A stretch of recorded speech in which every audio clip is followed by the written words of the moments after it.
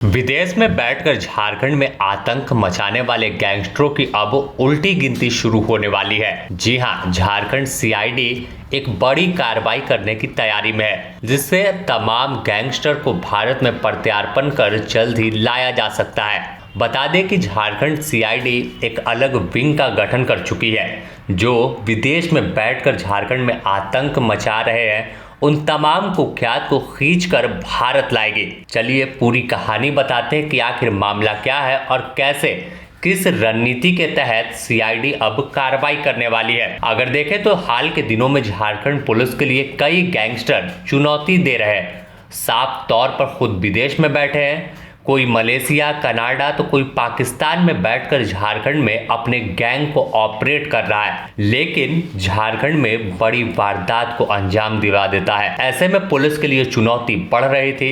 एक तरफ एटीएस कार्रवाई कर रही है, इसके बावजूद देखा गया कि तमाम गैंग और गैंगस्टर का आतंक रुकने का नाम नहीं ले रहा था।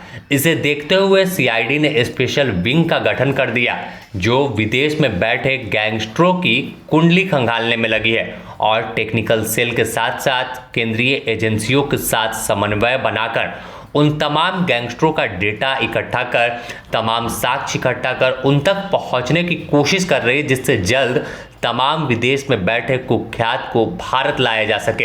अगर हम देखें तो हाल के दिनों में एटीएस, झारखंड पुलिस भी कई कार्रवाई झारखंड और बाहर देश से कर चुकी है, लेकिन इस बीच गैंगस्टरों का आतंक और बढ़ता चला गया।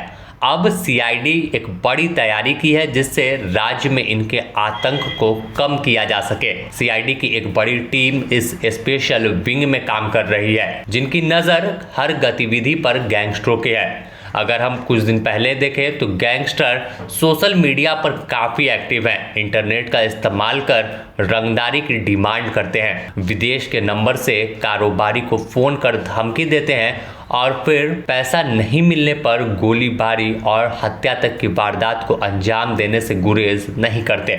ऐसे में यही सोशल मीडिया और इंटरनेट कॉलिंग का इस्तेमाल कर अब उन तक पहुंचने की कोशिश सीआईडी करेगी। सीआईडी के पास एक ऐसा सॉफ्टवेयर है, एक ऐसा इंटेलिजेंस विंग काम कर रहा है, जो तमाम इंटरनेट कॉल को भी ट्रेस कर लेगा।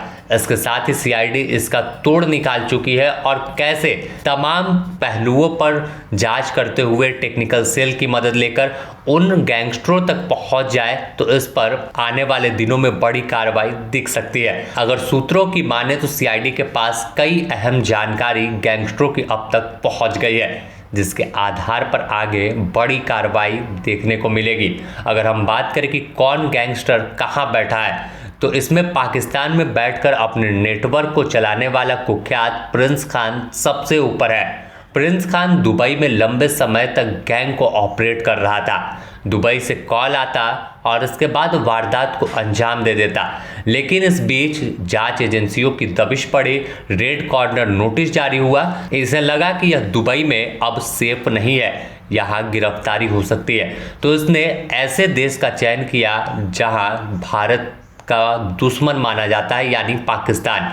वह बहावलपुर पाकिस्तान में जाकर बैठ गया और बहावलपुर से ही झारखंड में गैंग ऑपरेट करता है। व्हाट्सएप कॉल के जरिए रंगदारी की डिमांड होती है, साथ ही कई बड़ी वारदात को अंजाम इसके गुर्गे के द्वारा दिया जाता है। अगर इसमें एक नाम का जिक्र करें कि प्रिंस खान जब दुबई या पाकिस्तान है, तो फिर इसका एक मेजर नाम का सैफी नाम का व्यक्ति था, जो पूरे गैंग को झारखंड और अन्य इलाकों में ऑपरेट कर रहा था। पुलिस ने ऐसी कार्रवाई की जिससे सैफी को कोलकाता एयरपोर्ट से गिरफ्तार किया। इंटेलिजेंस इनपुट के आधार पर धनबाद पुलिस अब उन्हें सलाखों के पीछे भेज रही है, क्योंकि पूछताछ जो है वो किया जा रहा है। इस बीच अगर हम देखें तो दूसरे नंबर पर गैंगस्टर अमन साहू का संचालक राहुल दुबे आता है, जो खुद मलेशिया या कनाडा में बैठा है और झारखंड में इसका गैंग ऑपरेट होता है। कई बड़ी वारदातों को यह गैंग अंजाम देता है और इसके भी एक खास मयंक सिंह उर्फ सुनील मीना को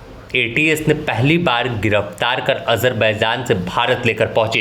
यह चर्चा पूरे देश में थी कि कैसे कुख्यात गैंगस्टरों के खिलाफ अब झारखंड पुलिस का एक्शन तेज हो गया है और विदेश से इसे लेकर भारत तक पहुंच गए। इसके बाद अब अगला निशाना सीधे राहुल दुबे है। इसके अलावा अगर हम बात करें तो राहुल सिंह गैंग भी बड़ी वारदात को लगातार अंजाम दे रहा था। माना जाता है कि यह भी विदेश में बैठा है और यहाँ गैंग ऑपरेट करता है। ऐसे में यह तमाम 3 बड़े कुख्यात गैंगस्टरों पर अब लगाम लगाने की तैयारी में झारखंड सीआईडी है, जैसे अपराध की इनकी दास्तान को रोका जा सके और तमाम कुख्यात गैंगस्टरों को सलाखों के पीछे भेजा जा सके।